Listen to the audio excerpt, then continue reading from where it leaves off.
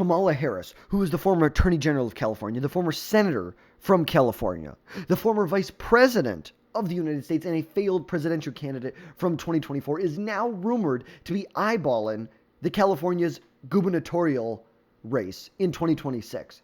But is this really happening? Is this really happening? We're going to break it down for you, but really, is this really what's going to happen? There are many reports from Politico and CBS that are saying that she is, quote, seriously considering a run for California's governor's or gubernatorial election in 2026, expecting to make a decision sometime by the end of summer. So I'm guessing somewhere July, August, somewhere in that range. I'd expect to have a definite answer. And, if she runs for the California governorship, I believe 2028 is off the table. If she's not running in California, 2028 is 100% on the table. Now, she has been very vague about this. She said she's going to, quote, stay in the fight, but really hasn't committed to any serious next steps, which is a typical politician move, keeping her options open. But there was a recent poll out of California that 57% of California voters would back her running in the gubernatorial election in 2026, which would instantly give her a massive lead over the field. Obviously, we know in California how it works is typically the Democrat who the Democrats who advance to the general election will most likely become, it's like, the governor of the state. Republicans really don't have a serious shot of winning this election, but there are some Republicans in the state of California who would love Kamala Harris to run. They are saying this might be the best opportunity to win the state in the last 20 years. Now, do I know, is that true? I don't know if I completely buy into the idea. I don't know if it's going to be the best opportunity. I think there will be some opportunity presented by Kamala Harris being in this race. It gives the statewide Republicans national ammo to go after Kamala Harris. But entering this race, she would immediately be the front runner here and would have to beat out a number of other Democrats that have already declared that they are going to be running in this race. It's going to be probably a pretty big primary if she jumps in this race. Some Democrats said they'd get out of the race if she gets in. Some Democrats are saying, nope, we're in this race regardless if Kamala Harris is or not. Now, I think there's two things. If she runs for the governorship, the gubernatorial race in California, her national ambitions for the rest of her life are basically over. If a Democrat wins in 2028, the earliest she'd be able to run is 2036. If a Republican wins, the earliest she'd be able to run is 2032. So she's either going to be 68 in 32 or 72 in 36. I just don't see it happening. I don't see her coming back from this. I don't think she's going to pull a Dick Nixon where he goes to he loses in 60 to JFK, runs and becomes California's governor, and then runs again in 68 and wins in a really big election. 68 was a big election victory for the Republican Party. But remember, go to 72. 68, pretty big election. He won 319 votes here. He flipped a lot of states from 64. Won a lot of states. Fast forward to 72, and he wins almost every single state except Massachusetts and the District of Columbia. Huge. I just don't see Kamala Harris. I just don't see that happening. I simply don't.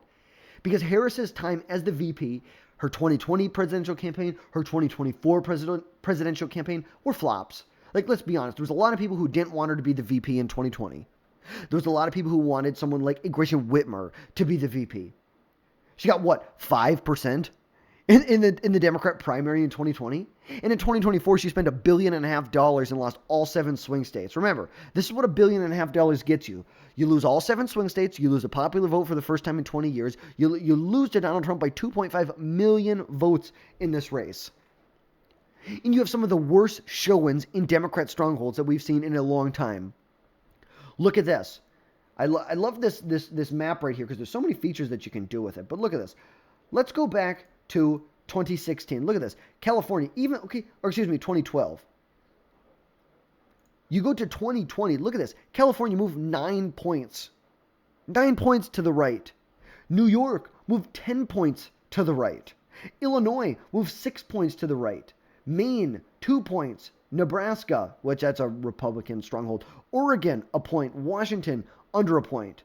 Colorado and all of these states are moving towards Donald Trump. Look from 2016. It's actually up an additional point from 2016 in some of these Democrat strongholds. Trump's up 6 points in Illinois. He's up 10 points in New York, 10 points in California. These are huge margins of victory here. Up 11 points in Florida. Really turned Florida into a stronghold for the Republican Party. But I mean, these were some of the worst performances by Democrats that you've seen in these strongholds in decades. It was terrible. And critics point out that she never really had a clear plan for America in 2024. So what's going to be her clear plan for California and the problems that they have there? Housing shortages, the homelessness, crime, major budget deficits? And what's her focus right now? Grandstanding against Trump? Like, that's not going to fix the state. Going out there and giving the same one-liners that they lost on in 2024? Like, let's be real about all this stuff here. You know, what's Kamala Harris doing right now? She's out giving speeches to Australian businessmen or real estate agents. And the reality is that the governor's seat in California isn't like your fallback option or your constellation prize. I feel like Democrats in California may revolt against it. They may. Not saying they will, but there could be a little revolt from Kamala Harris. A, because of how close she was tied to the Biden administration. And B, because she really would be viewing it as a backup option. Well, I'm not going to run in 2028, so I guess I'll settle for the gubernatorial race in California. I don't know how well that will vie with voters. I think we'll have a better picture the closer we get to 2026, but I don't know how well that would vote, or I don't know what the vibe would be for Kamala Harris if that happens. But then we know it would basically destroy any presidential ambitions, because in California, their politics are so far left, she would be sucked into the left-wing politics there. And that's exactly what you do not want if you want to be running for president. Why do you think Gavin Newsom is trying to move towards the middle right now? Why do you think there are so many Democrats who are trying to move towards the middle, away from the left wing of the party? Why do you think that is? Because they know you cannot win with these far left policies. You can't win with these far left ideologies. And the fact that California is already a major mess, one party rule for decades, and Harris as governor would most likely double down on the same progressive policies that put California in the position it is right now. And even her allies admit that a national campaign for her in 2028 may humiliate Kamala Harris, and most likely would humiliate her. And voters want a governor who's focused on California, not someone who's just using the state as either a political stepping stone or a fallback plan for her. But what's even more embarrassing about this is listen to this. If you take Kamala Harris's name away from her resume, I just think about this. Let's look at Kamala Harris's resume, and then let's look at then just take her name away from this. Look at this. She was the 27th District Attorney of San Francisco. She was the Attorney General of California. She was a United States Senator from California, and she was the Vice President of the United States. Anyone with that record right there, with that resume, would be the front runner, would be the leader of the party. But why is Kamala Harris not the leader of the party? Why is it with this record, with this and I don't even say record because the record's terrible, but with this resume, you just look at the big thing. She should be leading in the primary here. Like here we've got some polling for 2028. She's barely above 25%, 1 in 4 Democrat voters. Barely. And this was a new poll that literally just came out with I think we just got it today. It just came out. Kamala Harris under 30%. So these aren't flukes. This is reality. 7 in 10 Democrats do not want her back. They want someone else. They may not know who that person is, but they don't want her. How is it someone with this resume is not the leader of the party? And I don't think it's because of Biden and being part of the Biden administration. I think it's because the people around her, her campaign managers, the people who are advising her are just terrible. I just think they're bad at what they do. Like genuinely, I think you could market Kamala Harris. Like you could market a turd better than people have marketed Kamala Harris. Like literally. They've done such a bad job putting her in a position to win. Or like even do anything. Like She's been terrible. She was a terrible attorney general, terrible senator, the most liberal senator in America. She was a terrible vice president. She was supposed to find out the root cause of migration. Yeah, it's because when you open up your borders, when you allow illegal immigrants to get on your healthcare system and your welfare system here, yeah, of course they want to come here. Because it's easier for them to do that than it is to stay where they are. It's easier to walk across the border, get a free phone handed to you, download an app, fill some information out, get a court date, 4 years later, and you're gone. You can do whatever. You have temporary protected status, or you're legally here. Legally, by the stroke of an executive pen.